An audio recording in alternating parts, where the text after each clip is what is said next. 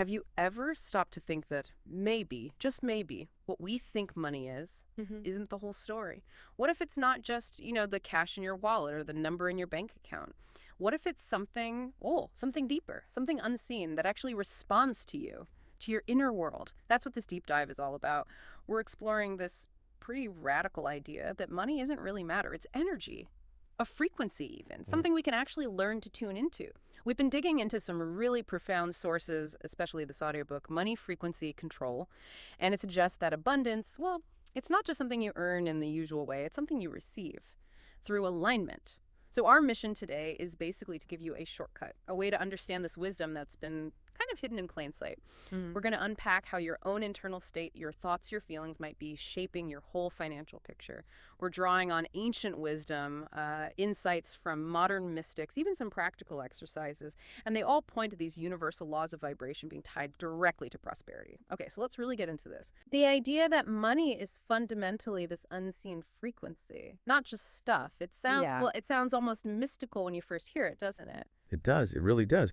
But what's so fascinating is this view. It's not actually new. Not at all. You look across history, different cultures, ancient empires, modern spiritual paths. This idea keeps popping up. The sources we looked at, they really emphasize that wealth is almost summoned, not just earned through hard labor alone, and that your current financial situation, it's like an echo of your vibrational alignment. Vibrational alignment. Okay, can you unpack that a bit? What does that actually mean in practice? Think of it like tuning an old radio, right? Yeah. You're trying to find a specific station.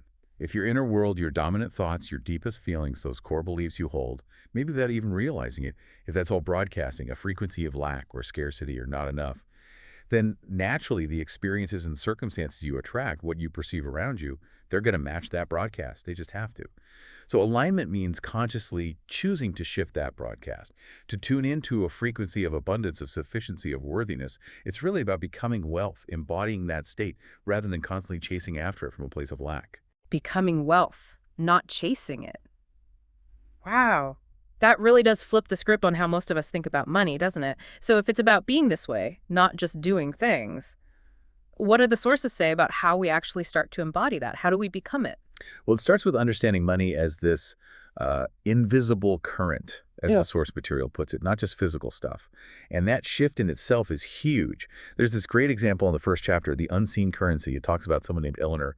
She's collecting cowrie shells on a beach, thinking they're just pretty, worthless things, until the old mariner tells her, hold on, those shells, they were once more precious than gold. And the reason wasn't the shell itself, its substance. It was, and I quote, the sacred agreement of all who use them. Ah, okay, so the value wasn't in the shell, but in the shared belief, the agreement about the shell. Exactly. Money, in this perspective, has always been a physical token representing an energetic agreement. The substance is secondary to the consensus, the energy behind it. That makes sense. And that same chapter had another really compelling example, didn't it? The two musicians. Oh, yes. Thomas and Samuel. It's such a powerful illustration. Yeah. You have Thomas, this technically brilliant pianist, perfect technique, but often playing to rooms that were only half full. And then there's Samuel, untrained, maybe even a bit rough around the edges musically, but when he played, crowds would gather, overflowing into the street. So what was the difference? Thomas was frustrated, right? He was, until he realized. Samuel just radiated this vibration of pure joy. It wasn't just the notes Samuel played, it was the energy he put out. That's what people were drawn to. It was infectious. That really highlights it. We focus so much on the technical skill, the physical thing, the performance of the currency itself. And we completely miss the underlying vibe, the vibrational essence that's actually doing the attracting. It really makes you pause and ask yourself, doesn't it? Where are you putting your focus on the physical stuff? Yeah. Or are you aware of the energetic current you're putting out? Are you maybe missing that current? Okay, so if money is this frequency, this current, how do we actually tune in, like practically? The sources seem to say it's less about going out and finding it and more about harmonizing inside. Precisely. Inner harmonization. Chapter 10, the first attunement, has this wonderful story about Daniel. He's wandering through these bustling crowds and everyone's dancing, clearly hearing this beautiful music. But he can't hear a thing. He's bewildered. He's straining his ears, tensing up his body, trying so hard to hear it. I think we've all felt like that sometimes, right? Like everyone else gets something we don't. Exactly. And then this little child comes up to him and gently helps him relax, soften his shoulders, unclench his jaw, and suddenly, boom, the melody just emerges, clear as day, as though it had been playing all along, the text says. Wow. So the music was always there, but they couldn't receive it because of his own tension. That's the analogy. Like Daniel, we might be missing the music of abundance, of prosperity, simply because of our own inner tension, our misalignment. We might stumble upon it sometimes, sure, by accident. But for sustained abundance, the sources argue you need conscious attunement. That chapter even suggests a simple practice, a morning ritual. Oh, yeah. What is it? Just sitting quietly, breathing deeply, imagining this golden light filling your whole being, and consciously feeling like you're activating the frequency of prosperity within you. The key part is noticing when those scarcity thoughts pop up, I don't have enough, this won't work, and just gently, without beating yourself up, returning your focus to that feeling, that golden light of abundance. Gently returning, not fighting it. Okay. And then going deeper, what about feelings, emotions? How do they fit in? The sources seem to put huge emphasis on emotions, calling it the alchemy of your own heart, more than just thoughts, right? Oh, absolutely central. Thoughts are important, but feelings are like the fuel. They're the primary catalyst. There's this story about Albert the craftsman. Technically brilliant, his pieces were flawless, but they just didn't sell well. He couldn't figure it out until he started consciously infusing his work with a specific feeling. Which feeling? Gratitude. Just this deep sense of gratitude as he created each piece. And suddenly, everything changed. People started saying they could sense something different about his work, a quality, an energy, and his pieces became incredibly sought after. So the feeling literally changed the perceived value. It points to this really profound link between our inner emotional landscape and what shows up in our outer world. Certain emotions, gratitude, feeling worthy, generosity, joy, they naturally vibrate, you could say, at a frequency that aligns with prosperity. While others fear, worry about scarcity, resentment, feeling like you're not enough, they create resistance. They block that natural flow. So it really becomes about consciously choosing, cultivating, and feeling those states that align with what you want to experience, turning intention into actual reality through feeling. Yeah, that's a powerful way to think about how we interact with everything, not just money. Okay, moving into our next segment then. The sources talk a lot about our beliefs, our consciousness, creating this kind of energetic template, this blueprint that shapes our financial reality. They call it the alchemy of financial consciousness, saying our thoughts about wealth are the main alchemical force, like the blueprint comes before the building. That's a perfect analogy. Consciousness precedes manifestation. Chapter 2 has this really interesting story about Martha and her little shop. What was remarkable was how consistent her prosperity was. Economic booms, busts. Her shop just stayed steady, while competitors around her were riding these wild waves up and down. So she had some secret business strategy. Not exactly. An old customer pointed it out to her once. She said, "You maintain your wealth exactly where you believe it should be. No more, no less."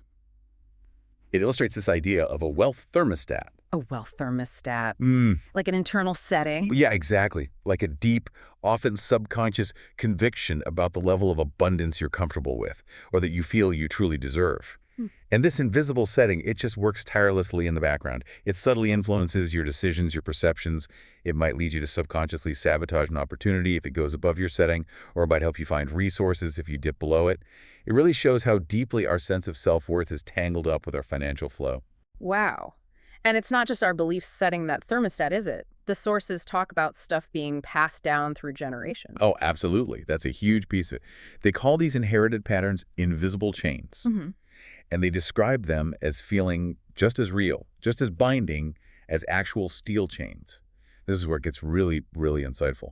Because these aren't just abstract ideas. They can feel like concrete limitations lodged deep within us, maybe even in our, spiritual DNA, so to speak. Invisible chains. That's a strong image. Are there examples? Yes, very vivid ones. Chapter 3 gives us Josephine. She feels literally bound to her chair, but the chains are visible only to her eyes. And they're forged, the story says, from generations of belief in scarcity and struggle, passed down. Then in Chapter 7, there's Henry. Brilliant investor, super smart. But he had this pattern. Every time one of his ventures started doing really well, getting close to, say, $500,000 a year, he'd dismantle it, subconsciously sabotage it. Why would he do that? It turned out he was unconsciously replaying his father's business collapse from decades earlier. There was this kind of hidden ancestral vow made out of fear of success, fear of loss, maybe, that was running his life without him even knowing it. These stories just underscore how deeply embedded these patterns can be. They create these energetic walls around us that seem totally solid. But And this is the crucial part. Understanding where they came from, bringing them into the light, that's the first step, the key to dissolving them. It really prompts you to ask, doesn't it? What invisible chains, what inherited beliefs might you be carrying around that just aren't serving you anymore? That's a heavy question. Okay, so we have beliefs, inheriting patterns. What about just the words we use every single day? Do they matter? According to Chapter 5, the language of abundance, they matter immensely. It says, quite directly, each syllable you utter carries a vibrational frequency that ripples through the cosmic web, either attracting or repelling abundance. So our words are like little broadcasts too. Essentially, yes. The universe, in this model, isn't just responding to the dictionary definition of your words. It's responding to the energy, the vibration behind them. So think about common phrases. When you constantly say, oh, I can't afford that, or money just slips through my fingers, or I never have enough. You're basically placing an order with the universe for more of that limitation. You're aligning with lack through your language. Oof. Okay, that chapter had an example too, right? The sisters. Victoria and Claire. Yes, a really clear comparison. Sisters, identical shops, same street selling the same things. Total parallel setup. But Victoria, every morning she'd apparently declare, abundance flows to me naturally. She always talked about her business thriving even when things were just okay. Claire, meanwhile, constant worry. Always voicing concerns about making ends meet, focusing on potential problems. And the result. Within a year, Victoria's shop had doubled its inventory, doubled its customers. It was booming. Claire's shop struggled, dwindled, and eventually closed down. And the only real difference, the source implies, was the energy they projected through their words, that invisible but incredibly potent force. It's a stark reminder, isn't it? Our words have power. Immense power. The takeaway is pretty clear. If you want to change your financial reality, you have to start by changing your prosperity vocabulary, speaking abundance into being. Okay, this is all leading somewhere really profound, I feel. It seems like the core message isn't about getting rich, but about, well, aligning with something that's already ours. The sources call it the prosperous self. Like, prosperity isn't something you achieve, it's who you are when you're aligned. That's beautifully put. It's your natural state. Chapter 26 really drives this home with the story of William. He's trying to get into this legendary Prosperity Academy. He shows up with all his credentials, lists of achievements, trying to prove he's worthy. But the gates just stay shut, locked tight. So he wasn't qualified enough. It wasn't about qualifications. The gates only opened when he finally stopped striving, when he stopped trying to prove himself from the outside. He went through this inner transformation, shifted his whole being from seeker to embodiment of prosperity consciousness. And then the gates just swung open silently. He didn't enter as someone begging for admission. He entered like someone coming home. Wow. So the gates weren't really locked against him. They were reflecting his own inner state, his own belief that he had to earn his way in, that he wasn't inherently prosperous already.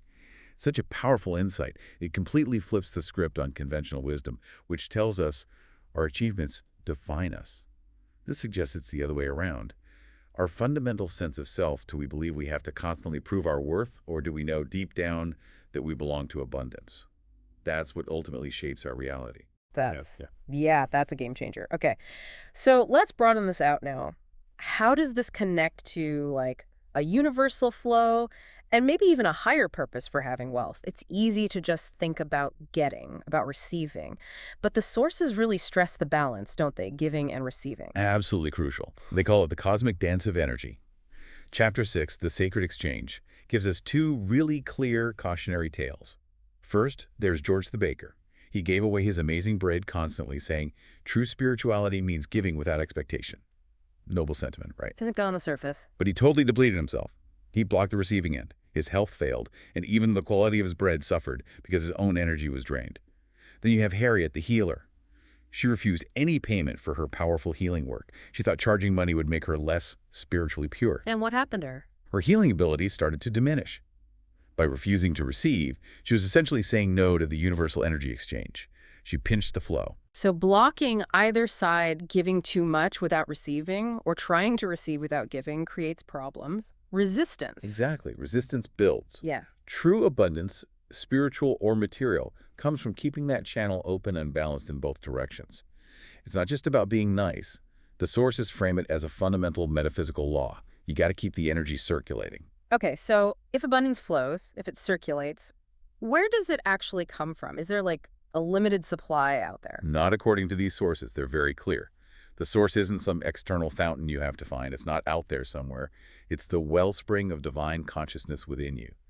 Abundance, it suggests, is literally bubbling up silently right beneath your feet, all the time. Beneath our feet. Chapter 4, The Wellspring Within, illustrates this perfectly with Beatrice. She spends 20 years searching for this mythical fountain of gold, treks across mountains, deserts, faces all kinds of hardships. Finally, totally weary, disillusioned, she comes back home to her own neglected, overgrown garden. And just as she starts to clear it, just begins to tend to her own space again, her spade hits something, water starts bubbling up. But it's not just water. It has this otherworldly shimmer. It is the miraculous spring, right there, under her own garden, all along. Oh, man, that hits home. How many of us spend years looking out there for prosperity, for happiness, whatever? When the source is right here within us, just waiting for us to turn our attention inward and tend to our own garden, so to speak, nurture that inner connection. Wow. Okay. And this journey, it seems to go even deeper, connecting wealth to, well, to responsibility, to a higher purpose. The sources mention things like invisible guardians and an invisible council of prosperity. What's that about? Yeah, it adds this whole other layer. The idea is that significant financial power, if it's not paired with spiritual maturity, with a sense of responsibility, it could actually be destructive. So there's this sense that maybe the universe or these guardians regulate the flow to some extent. How so? Chapter 8 gives an example with Arthur. He's desperately searching this ancient monastery for a hidden manuscript about wealth creation. He's frantic, obsessed. He only finds it, the story goes, when he pauses his obsessive search to genuinely help a young novice monk who's struggling. That act of prioritizing wisdom, contribution, compassion over mere accumulation, that seemed to be the key that unlocked the door. So it's about the intention behind wanting wealth, using it for good. Precisely. Yeah. And chapter 24 echoes this with Esther. She's struggling to understand this complex text about prosperity. Yeah. It just won't click until she consciously opens her heart to the idea of using wealth not just for herself, but as a force for humanity's evolution.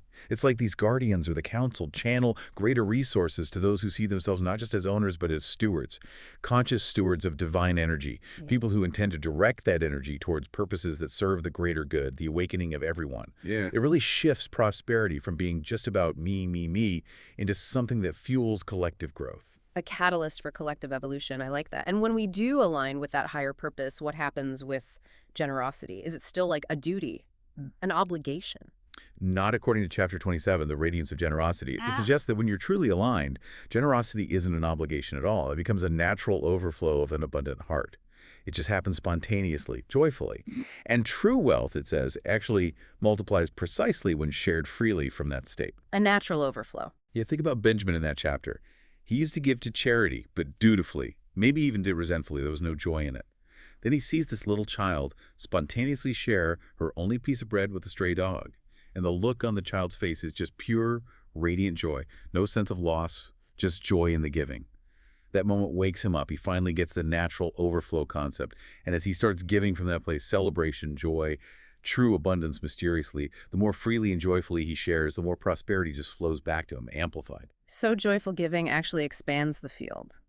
It creates this expansive energy that magnetizes even more back. It's like the universe rewarding conscious, joyful circulation. It's elegant, really. So if we pull all these threads together, what this deep dive really shows us is that prosperity, it isn't just about money strategies or getting ahead in the external world. It's fundamentally about a holistic transformation, a shift in consciousness. It's about first recognizing your own inherent divine right to abundance, and then becoming a willing, clear, intentional channel for that abundance to flow, not just for your own benefit, but for the benefit of the world around you. You know, by engaging with this material, you've essentially been initiated into insights that most people might never encounter, simply because that inner transformation, well, it asks a lot of us. Yeah. It really does. So for you listening right now, what does all this mean? This isn't just, interesting theory. It's really an invitation to remember something profound about money that maybe our modern world has kind of forgotten. It's a call to become a living, breathing embodiment of abundance, to step into what the sources suggest is your true inherent inheritance. We've heard that money is a frequency, right? Not just physical stuff. That your inner state, your beliefs, your feelings, the very words you speak is what's actually driving your financial reality. We've seen that abundance flows naturally when you align with these universal rhythms, when you find that balance between giving and receiving. And that true wealth, maybe the deepest wealth, goes beyond just personal gain. It serves a higher purpose, contributing to everyone's well-being. The path involves that conscious attunement, like tuning the radio. It involves bravely looking at and releasing those old patterns, those invisible chains, and really stepping into embodying that prosperous self. So here's something to maybe sit with after this deep dive. If money truly is an unseen frequency, what song have your subconscious beliefs and your dominant emotions been playing? What have they been broadcasting out into the universe? And more importantly, what new melody, what new frequency will you consciously choose to play starting today to invite the real music of abundance into every part of your life?